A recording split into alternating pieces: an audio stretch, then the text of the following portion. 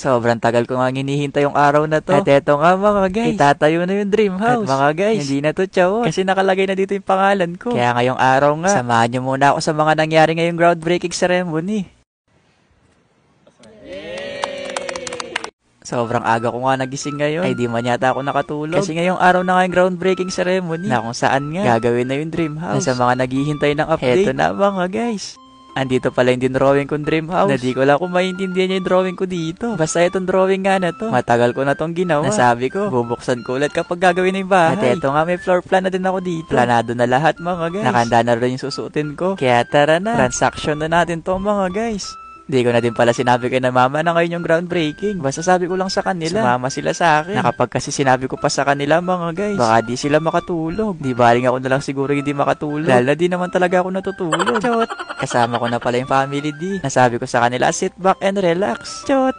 Makalipas nga ng ilang minutong biyahe, nakarating na din kami dito kung saan itatayo yung bahay. At eto nga mga guys, nakahanda na si Kuya JP, Ate Gia, Ate CJ, at saka Ate G. Na sila talaga yung tumulong sa akin para magplano dito. Kaya maraming salamat mga guys. Nagulat nga si Mama. Kasi sabi ko lang talaga sa kanila, kakain lang kami sa labas. Pero mas natuwa nga sila nung nakita nila tong malaking tarpaulin. Pero syempre mas natuwa ako. Kasi sobrang tagal ko lang napapanaginipan to. At finally nga, nangyari na dun yung panaginip ko. Nakala ko kasi dati, nananaginip lang akong gising. Heto na pala yung bahay na itatayo dito. At eto na yung magiging bagong bahay natin. Kaya bago nga magsimula, nagpasalamat muna kami sa Pong May Kapal. Kasi napakagandang regalo yung binigay niya sa amin ngayon. Na bata pa lang din talaga ako. Pangarap ko nang magkaroon ng sariling bahay. Yung bang mabigay sa magulang yung comfort na kailangan nila. Na alam ko, bawat anak, yun din yung pangarap natin para sa magulang. Kaya sana, dumating din yung araw na kayo naman yung makakapagpagawa ng bahay. Kasi kung kinaya ko, alam kong kakayanin mo rin yan. Basta lagi lang din talaga tayong maniwala. Kaya pagkatapos nga makapagpasalamat, binigyan na rin kami ng papel. Na lahat nga ng isusulat namin dito ay ibabaon namin sa capsule para lahat nga ng gusto naming matupad ay mangyari. Na grabe mga guys. Hanggang ngayon, di pa din ako makapaniwala na itatayo na yung dream house. Na parang kailan lang ako nangangarap. At ngayon nga malapit na matupad. Nakalain mo yun na dati puro chawot lang. Pero ngayon nga, hindi na talaga to chawot. Andito din pala sa papel yung larawan ng bahay. Kaya yung mga sinulat nga namin. At yung picture ng bahay. Ito yung mga ipapasok namin sa capsule. Na yung iba nga manok. Sabi ko naman kung manok yung ilalagay, baka lumipad yung bahay. Chot! Naawa kasi ako kung manok yung ilalagay doon mga guys. Kaya buti na lang din talaga. Pwede yung mga gantong papel. Na pagkatapos sulatan, nilagay ko na sa capsule. Para pwede na siyang ibaon. Naalala ko nga, nung bata din pala ako, nagbaon din ako ng capsule. Yung ba nagsulat ako. Tapos binaon ko siya sa buhangin. Ay, sinulat ko nga doon na sana kapag lumaki ako, makatuluyan ko yung crush ko. Pero di ko na hinukay yun. Kasi ngayon nga nag-asawa na siya. At ngayon nga kinuha pa ako ninong.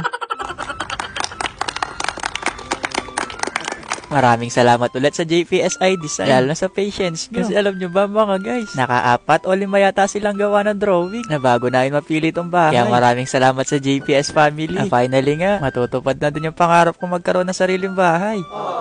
Pinasuot ko na nga ito kay Papa. Sabi ko sa kanya, kunwari siya yung engineer namin dito. Na siya yung gagawa dito sa bahay. Na si Mama na lang siguro yung architecture mga guys. Sobrang saya ko nga ngayon. Na etong vlog nga na to, hindi ko gustong ipagmayabang to sa inyo. Na sobrang proud lang din talaga ako. Na siguro kung una pa lang nanonood na kayo ng vlog, alam nyo siguro na sobrang simple ko lang. Kaya etong groundbreaking nga mga guys, gusto ko lang din talagang tignan nyo ito bilang inspirasyon. Na sa tamang oras, ibibigay din ni Lord yung para sa atin. Basta maging mabuti ka lang palagi.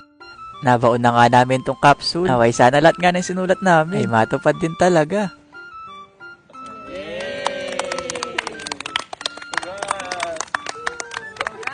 Pagkatapos nga ng groundbreaking, pumunta muna ako dito sa kapitbahay namin para dito na lang daw magtanghalian.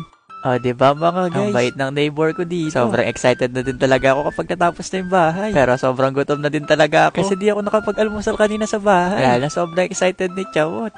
Ang ganda nga ng bahay ng kapitbahay ko. Sa sobrang ganda mga guys. Mukhang di yata tayo makakapagpatayo ng piso net dito. Chot! Lalo na si Mama. Di siguro makakapagtinda yun ng sari-sari store. Kaya tara mga guys, kain tayo. Pasensya na din pala sa mga hindi ko naimbitahan. Kasi sobrang aga talaga ng groundbreaking ngayon. Sinakto ko talagang 12:12 na kailangan ko makauwi kaagad. Kasi i-edit ko pa tong vlog. Maraming salamat ulit mga guys. Basta gusto ko lang sabihin. Ayun lang. Bye-bye!